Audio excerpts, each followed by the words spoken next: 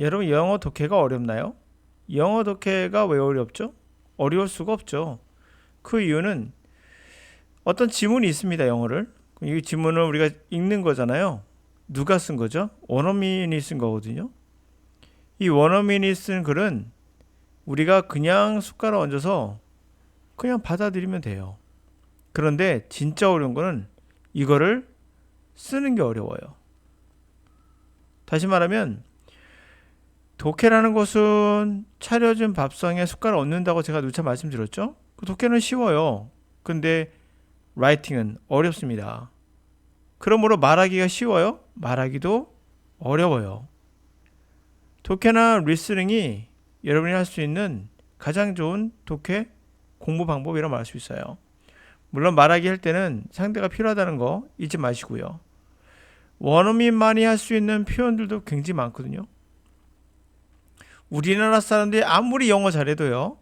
원어민이 할 수 있는 표현을 따라갈 수는 없어요. 그러므로 흉내 정도는 물론 가능합니다. 이것은 암기해서 하는 거예요. 그러나 암기해서 하지 않을 수 있는 건 원어민만이 유수한 표현들을 할 수 있어요. 그래서 독해시 그냥 받아들이면 되는데 이거를 그냥 또 구문 독해 하듯이 또 시간 낭비하면서 애우는 분들이 있습니다. 예를 한번 들어볼게요. 심리 분석에 대한 설명이죠. 소비자 욕구에 대한 어둠의 뭐 심장 뭐 이렇게 표현하고 있는데 마음이라고 있는데요. 이런 표현들이요. Being in the driving seat 여기까지입니다. 이거를 수거로 암기할 수는 있어요. 운전석에 있다. 그게 무엇을 상징하나요? 여러분이 운전석에 있어요. 그럼 우리가 상상되는 것들이 있죠.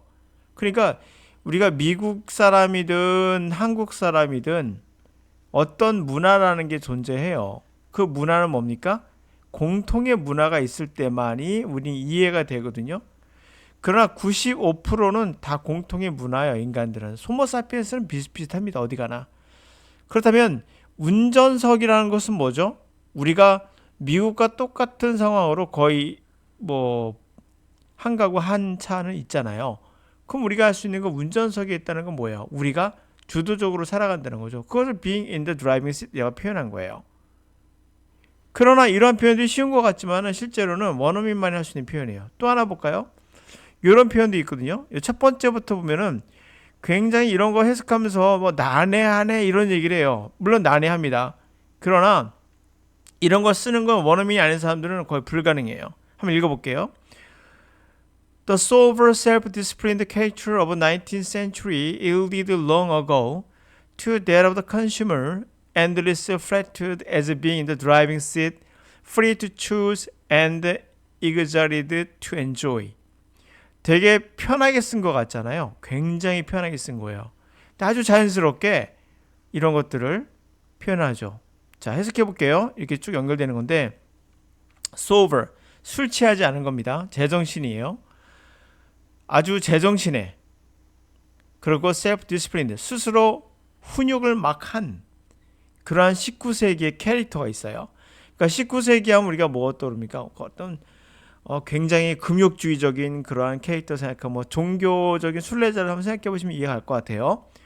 그러한 아주 술 취하지 않고 금욕적인 아주 잘 훈련된 스스로 훈육이 된 그러한 캐릭터가 19세기에 그분들도 오래전에 이 일들이 그냥 과거입니다. 이 일투 양보하는 거죠. 누구에게 무릎을 꿇었다? 소비자의 그 캐릭터에 무릎을 꿇었다. 다시 말하면 19세기에 맨정신에 자기를 막 훌륭한 훈육을 한 그러한 종교적인 스님을 생각해 보시면 돼요. 뭐 종교 어떤 종교든 간에 그러한 캐릭터가 이제 무릎을 꿇었어 오래전에. 이 소비자의 이러한 금욕은 어마어마하다는 거예요. 끊임없이 flattered 아첨을 받아요. 그러니까 우쭐해지겠죠. 야 너는 운전석에 있는 사람이야. 다시 말하면 뭐야? 너가 주도적인 사람이야. 자유롭게 선택하고 그리고 exert는 굉장히 권하는 겁니다. 즐겨라고 굉장히 권고를 받고 있어요. 얘들은요. 너는 드라이브석에 있어. 네가 운전하는 사람이고 인생의 주인이야. 자유롭게 선택하고 그리고 enjoy 하라고 하고 exhorted 권장을 받는 거예요. 촉구를 받는 거예요. 끊임없이 그래요. 그런데 이 속에서 이 컨슈머는 자제를 하는 거죠. 무릎을 꿇어요. 19세기의 수도승들도. 예를 들면 수도승은 아닙니다. 물론 캐릭터예요. 이런 표현들은 굉장히 유수하고요. 그리고 원어민이 아니면 표현하기 되게 힘든 부분이 저는 생각합니다. 자, 그 다음에 Rice argues that this 여기서 요거 보이죠? 여기 표현 보십니까? 이쪽에서 이렇게 끝나고요. 그리고 그 다음 뭐로 연결되는 게 여기로 연결되거든요. 근데 이런 표현들은 우리가 익숙한 표현이에요. 이런 표현들은. 네, 그러나 이 뒤에 나오는 이런 표현들이 쉽지만 사실 원어민이 아니면 좀 찾기 힘든 부분들이 있어요. 이런 부분들 좀 이따 설명할게요. 올라가서 그 줄쳐 있는 부분들도 그러합니다. 예. 원어민이 아니면 쓰기 힘든 부분들이에요. 자, Rice argues that this presents a paradox, citing the passage from the Civilization and its discontents, where Sigmund Freud asserts that civilization requires the renunciation of the instinct as a cause of discontent. 자, 라이스는 이렇게 주장을 해요. 이것은 바로 파라독스를 보여주는 것이다. 모순이라는 거죠. 뭘 언급하면서? passage, 한 단락을 civilization is content, 그러니까 문명과 그 문명의 불만, 불만들, 이런 거라는 책이 있나 봐요. 거기에서 나온 구절을 하나 인용한다는 거예요. 이 책은 물론 지그먼트 프로이드가 주장했던 거죠. 거기서 문명은 바로 금욕, 본능을 금욕하는 걸 요구한다. 바로 그것이 불만의 원천이다 라는 거예요. 이게 딱 떠오른 게 뭐죠? 전 불교가 떠올랐어요. 어떤 스님이 무소유를 말했죠. 무소유가 뭐예요? 모든 우리의 인생에서의 불만, 디스컨텐트의 원인은 물건의 소유욕에서 나온다. 그러니까 이것을 버려라. 그게 무소유거든요. 근데 이제 이 문명이라는 것이 결국에는 이 본능을 억제하는 것을 요구한다. 이게 불만을 없애기 위한 불만의 원인이니까 똑같은 이야기예요. 불교하고. 그 달러 언급하면서 시작하는 겁니다. 네. The source of current discontent for consumers is that on the one hand, they were told to enjoy, to assemble unique identity from the meanings presented by offerings in the marketplace. On the other, they are warned that they must suppress their desire, constraining their enjoyment within social approved bounds. 이거 보시면 알겠지만은 on the other로 끝내거든요. 앞에 on the one hand가 있기 때문에 hand 쓰지 않은 거예요. 구문독해하는 학생들은 on the other hand는 알아요. 반면의 뜻을. 근데 hand가 빠지면 무슨 말인지 몰라요.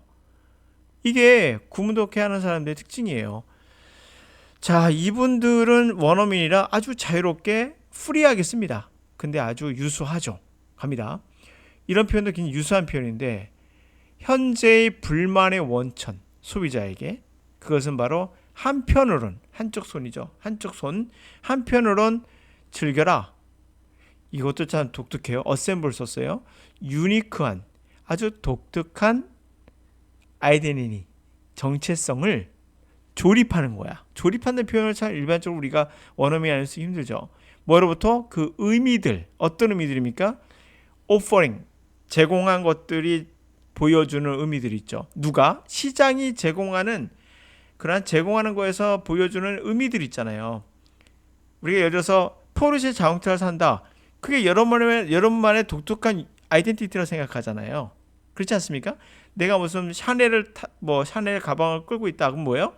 내가 나만의 독특한 이런 아이덴티티라고 생각하잖아요. 그렇죠? 근데 이런 것들이 사실은 우리 현재 불만의 원천이라는 거예요. 한편으로는 즐겨라 또는 너만의 유니크한 아이덴티티를 조립을 해라. 그 시장에서 제공하는 것들로 이런 거죠. 그런데 on the other hand, 한편으로는 또 반대쪽에선 they were warned, 경고를 받아요. 뭐하라고? suppress가 누르는 거죠. 그들의 욕망을 눌러야 된다. 그래서 constraint, 제약을 해야 돼. 리미트를 가야 돼. 그들의 즐거움을 사회적으로 승인하는 바운더리 안에서 당신들의 즐거움을 좀 제약을 해라. 그 안으로 제약을 해라. 라고 한다는 거예요. 반대적인 개념이죠. 막 써라. 이쪽에선 그러면 안 된다. This is heightened today in the age of sustainability and prosperity without growth. 이것이 바로 오늘날에 더 높이 고조되고 있는 건 바로 sustainability, 지속 가능성. 그렇죠. 우리 돈을 계속 쓰면 지속 가능하지 않죠? 또는 성장 없는 번영. 뭐 이런 시대에는 굉장히 이런 것이 고조가 되고 있어요. 한마디로 줄여볼 거예요. Consumer works tightrope in the seeking to ensure they are not long freed by desire. 소비자는 단단한 로프 위를 걷는다. 그게 뭐예요? 그게 우리가 뭐 서커스에 보면 한 줄 외줄타기라고 있죠. 그거예요. 타이트로프. 단단한 로프죠.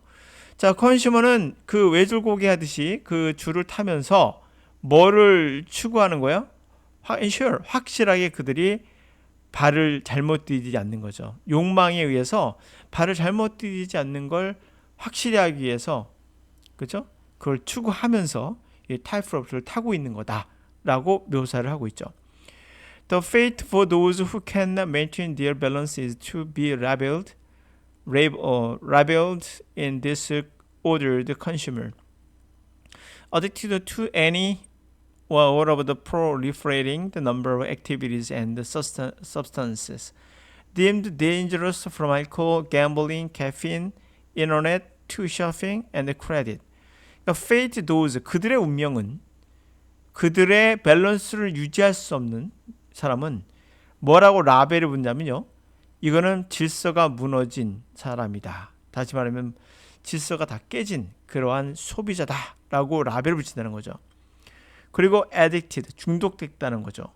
어떠한 또 모든 proliferating, 막 번식하는, 다시 말하면 엄청나게 증가하는 수의 활동과 물질에 중독된 거다. deemed, 뭐라고 생각돼요? 여기다 뜻이죠.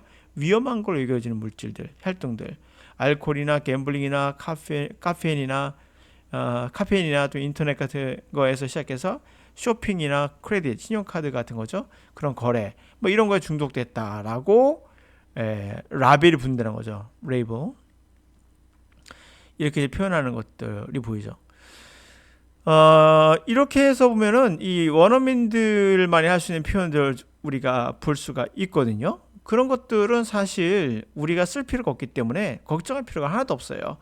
그들의 유사한 문장은 그냥 도켓이 그냥 받아들이면 되는데, 이거를 독해를 못했다고 해서 예를 들면 이런 거 being in the driving seat 하면 운전석에 앉았구나, 운전석에 있구나, 이게 내가 주도하다 뜻이다라고 이제 암기를 하잖아요. 그거 한 번은 쓸 수 있어요. 그게 흉내내는 겁니다. 그러므로 여러분들은 읽고 나서 그냥 이것을 충분히 우리가 상상 속에서 받아들일 수 있는 부분들이 있거든요. 물론 뭐 그때그때 의미를 이제 파악하면 되겠죠. 그러면서 해석해 나가면 됩니다. 하여튼 중요한 포인트는 뭐냐면 원어민만이 할 수 있는 표현들이 있는 책을 자주 보는 게 좋아요. 두 번째로는 독해시 나오는 것은 그때그때 이해하시면 돼요. 구문 독해하면서 시간 낭비를 하지 마시고요. 그래서 독해가 훨씬 더 영어를 배우기엔 말하기나 쓰기보다 훨씬 더 쉽다. 쉬운 게 나쁜 게 아닙니다. 결코. 그래서 독해를 좀 강조하는 부분이 있고요. 누차 말씀드리지만 우리는 고상하게 고유한 능력을 가지고 있습니다. 독해를 하실 때 말씀드렸다시피 구문 독해하거나 그러시면요, 당장은 뭔가 이해가 될지 모르나 그것을 30년, 40년 됐을 때 여러분들은 여전히 이해만 하고 있을 거예요. 왜? 그것은 우리가 국어를 그렇게 독해하지 않거든요. 그 영어만 들어가면 이상하게 필터를 꼽는다고 했죠. 눈에다가 필터를 꼽아서 문장을 분석을 해야 될 것 같고, 그러다 보니까 자꾸 불편하죠. 그냥 눈으로 보면 될 거를 뭔가 필터를 해서 본다고 생각해 보세요. 세상을. 어둡죠. 당연히 불편합니다. 그건 이 자체가 잘못된 거예요. 그래서 안 하셔도 됩니다. 원래 육안 자체가 세상을 볼 수 있는, 모든 걸 볼 수 있는 능력을 갖고 있습니다. 그게 우리의 DNA에 이미 언어가 들어가 있어요. 그럼 이것을 그대로 받아들일 수 있는 훈련만 하시면 이런 쓸데없는 거, 구문독해 같은 거 안 하셔도, 안 하셔야 됩니다. 사실은. 충분히 해석할 수 있습니다. 여기까지. 사실 being in the driving seat 이란 말도 운전석에 앉아있다는 게 구문입니까? 아니에요. 운전석에 있다는 것은 구문이 아니에요. 그냥 우리의 충분히 그냥 알 수 있는 그냥 우리의 경험이죠. 그렇지 않습니까? 그런 것들 생각해 보시면 이해할 것 같아요. 네, 오늘 여기까지.